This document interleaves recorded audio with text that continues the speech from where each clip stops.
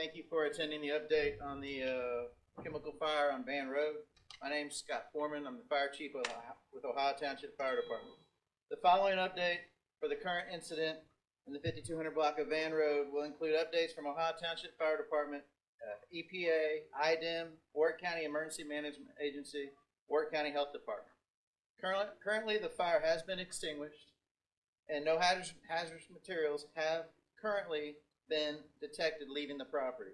The current situation has stabilized and is transitioning from mitigation strategy to recovery strategy.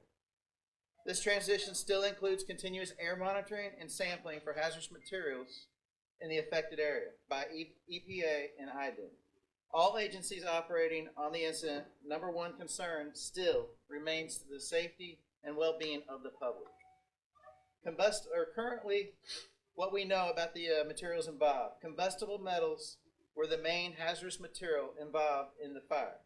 Examples would be magnesium, aluminum, and zinc.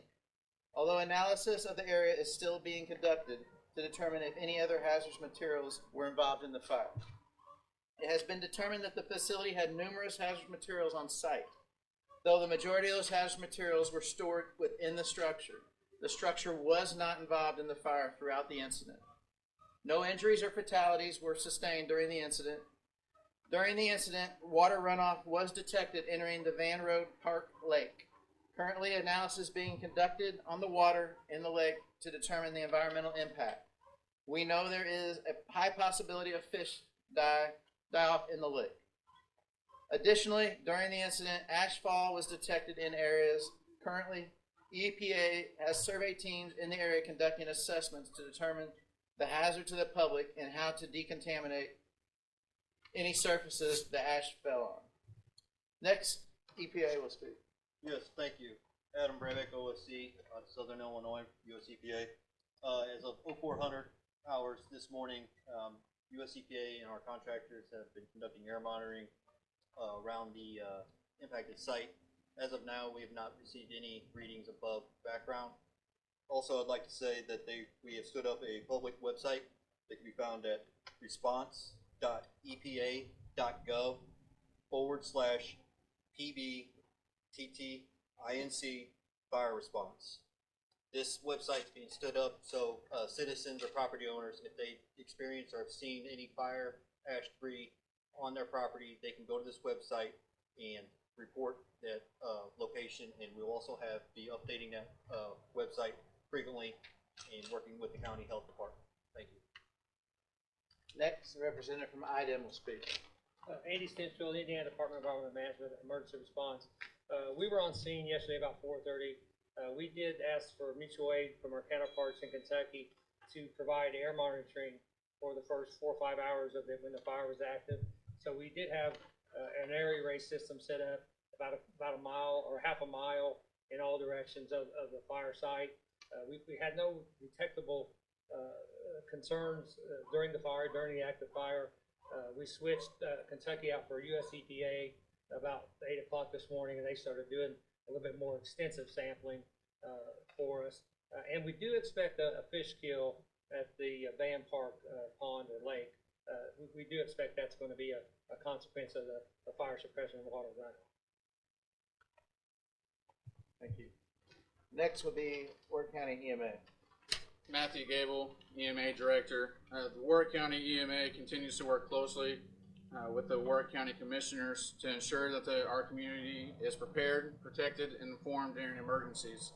Recently, our agency has been in contact with our county commissioners to start the process of issuing a local emergency disaster declaration to provide the county with the tools and resources needed to respond effectively to emerging possible disasters and to access state and federal support if required. During a recent incident, residents raised an important question about the Integrated Public Alert and Warning System, IPAWS, and why some individuals received alerts while others did not. After careful review and research, Warwick County EMA identified the issue that was the radius of the shelter in place.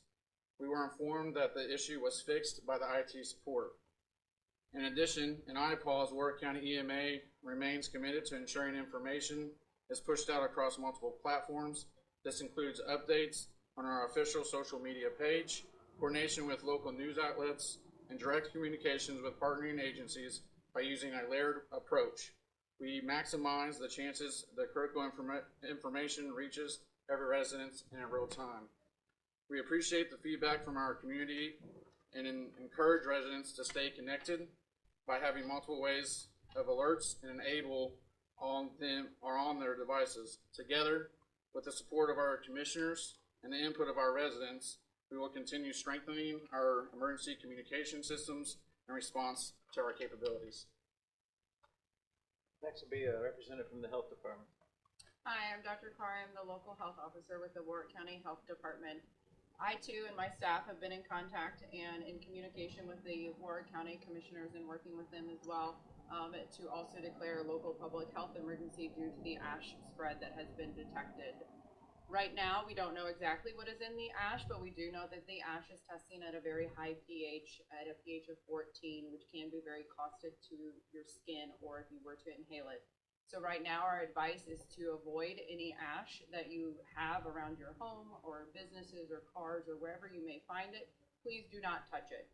If it were to come in contact with your skin, you could suffer some local chemical burns. If it were to spread up due to the wind and the air, you could inhale it and have some respiratory difficulty and issues.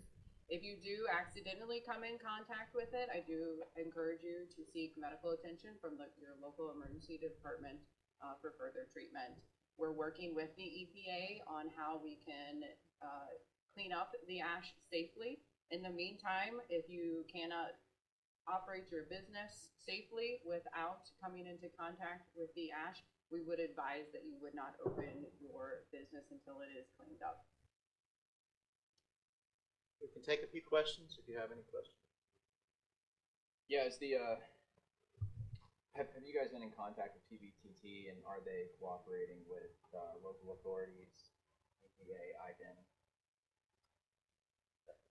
We've been in contact. They were initially on site when we arrived on scene. They have been cooperating with the current fire investigation that is going on to determine cause and origin. They're actually on site now and assisting other agencies with determining different factors with the fire and materials that were involved.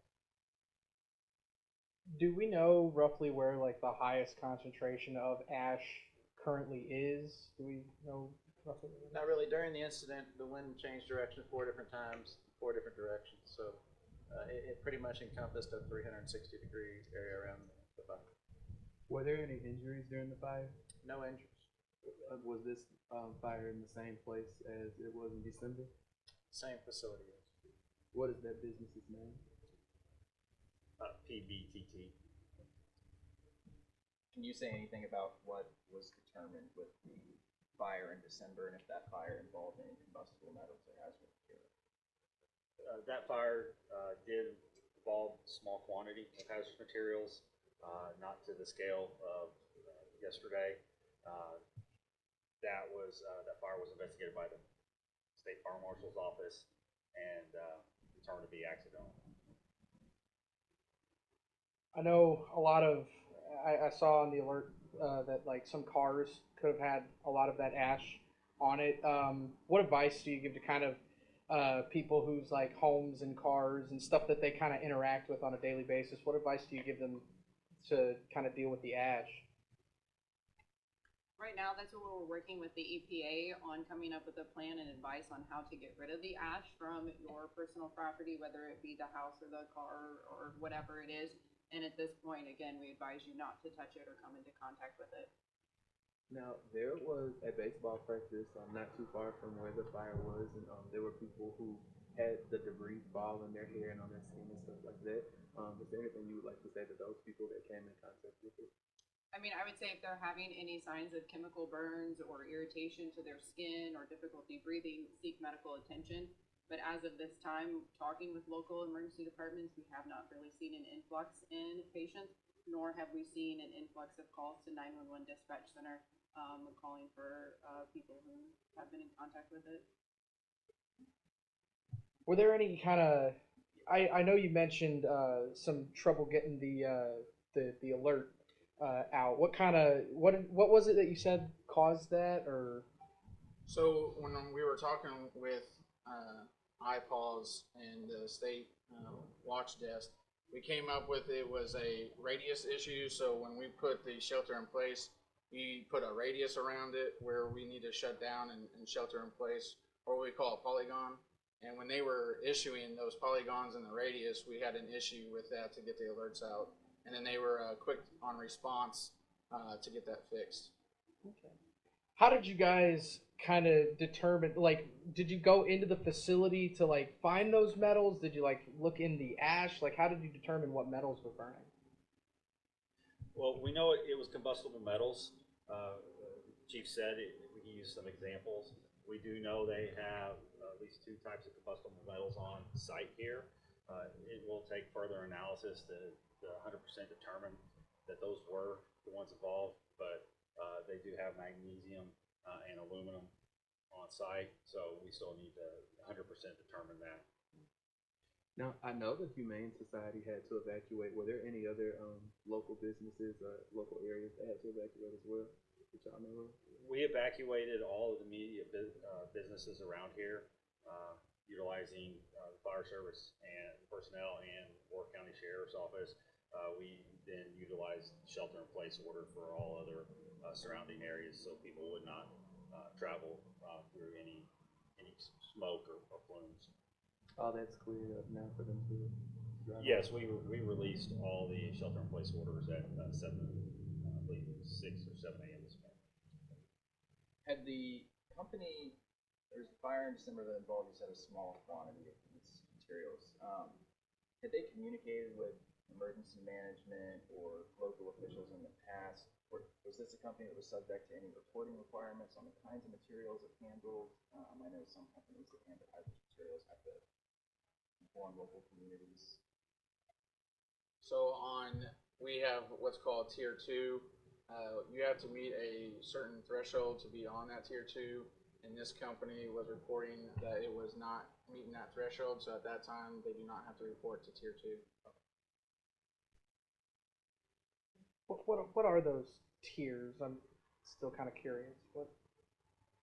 That's just my understanding of it. It's just I'd say the different kind of chemicals and what the state requires as a tier 2. Okay.